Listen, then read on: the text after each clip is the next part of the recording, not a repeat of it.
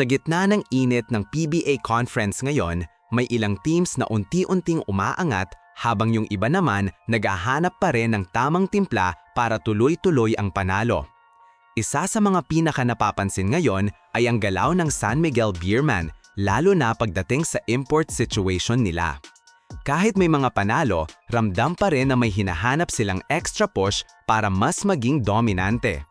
Kasabay nito, may isa pang interesanteng na usapan na umiikot sa liga, ang future ng draft at kung sino ang posibleng makinabang dito. Lalo na ngayon na may mga trades na nangyari, nagbago ang landscape ng mga picks. At kung pag-uusapan ang mga team na pwedeng makalamang, hindi pwedeng hindi mabanggit ang Ginebra sa usapan. Sa ngayon, 2-1 ang record ng San Miguel Beerman simula nang dumating si Patton bilang kanilang import. Oo, alam natin na overall 3-3 na ang record nila. Pero kung titingnan mo yung epekto ni Patton sa lineup, may improvement naman kahit papaano. Nakakatulong siya sa depensa, lalo na sa pagkuha ng bola at presence sa loob ng paint. Pero kung ikukumpara mo siya sa mga naging import ng Beerman dati, tulad ni na Chris McCulloch at Benny Boatwright, medyo mapapansin mo agad ang difference. Si Patton kasi, more on system player. Hindi siya yung tipong kukunin yung bola at siya na mismo magdadala ng team sa scoring. Hindi rin siya ganun ka-explosive offensively kumpara sa mga nauna.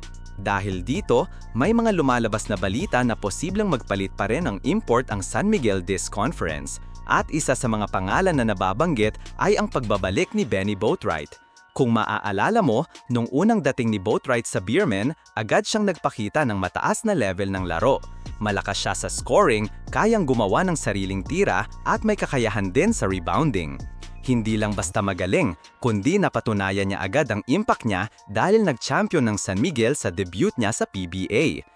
Ibig sabihin, tested na siya sa sistema ng team at alam na niya kung paano makisabay sa style ng laro ng Beerman.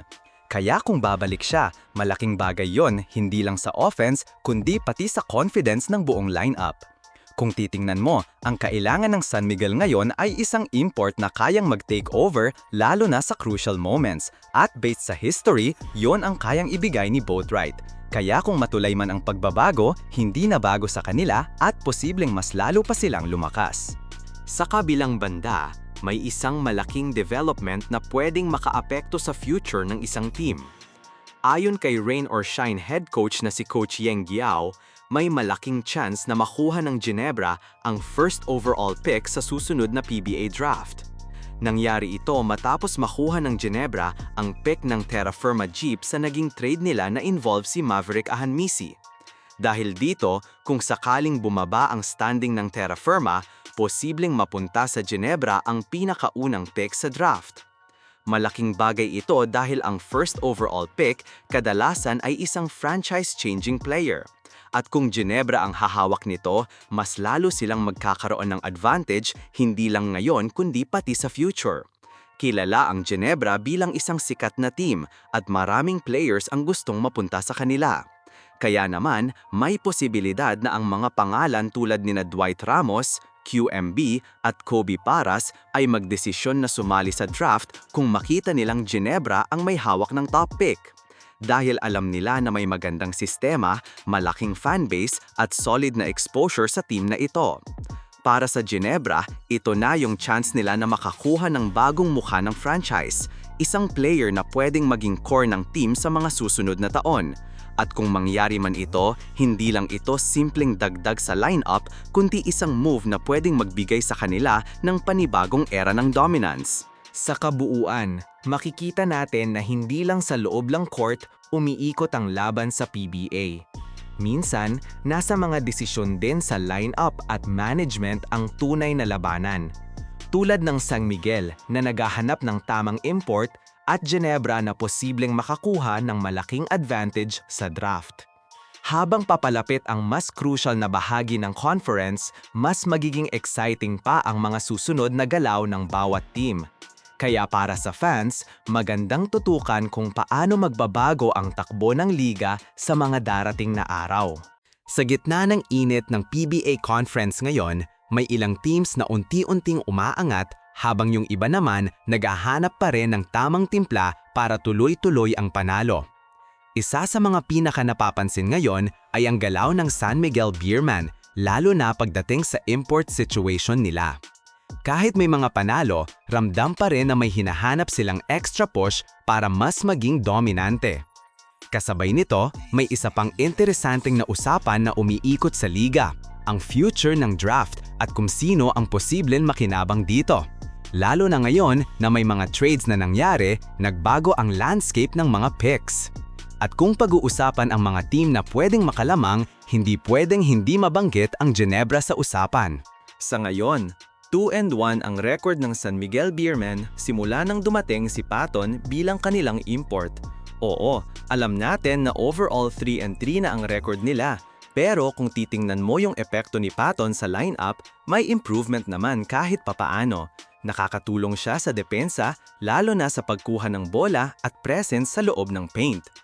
Pero kung ikukumpara mo siya sa mga naging import ng Beermen dati, tulad ni na Chris McCulloch at Benny Boatwright, medyo mapapansin mo agad ang difference.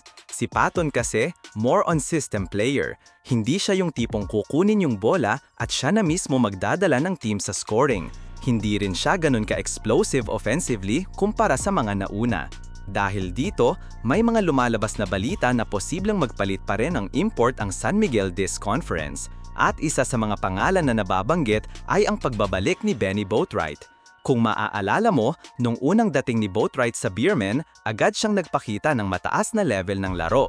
Malakas siya sa scoring, kayang gumawa ng sariling tira at may kakayahan din sa rebounding.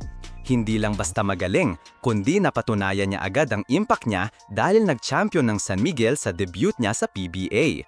Ibig sabihin, tested na siya sa sistema ng team at alam na niya kung paano makisabay sa style ng laro ng Beermen. Kaya kung babalik siya, malaking bagay yon hindi lang sa offense kundi pati sa confidence ng buong lineup. Kung titingnan mo, ang kailangan ng San Miguel ngayon ay isang import na kayang mag-take over lalo na sa crucial moments. At based sa history, yon ang kayang ibigay ni Boatwright. Kaya kung matulay man ang pagbabago, hindi na bago sa kanila at posibleng mas lalo pa silang lumakas. Sa kabilang banda, may isang malaking development na pwedeng makaapekto sa future ng isang team. Ayon kay Rain or Shine head coach na si Coach Yeng Giao, may malaking chance na makuha ng Ginebra ang first overall pick sa susunod na PBA draft.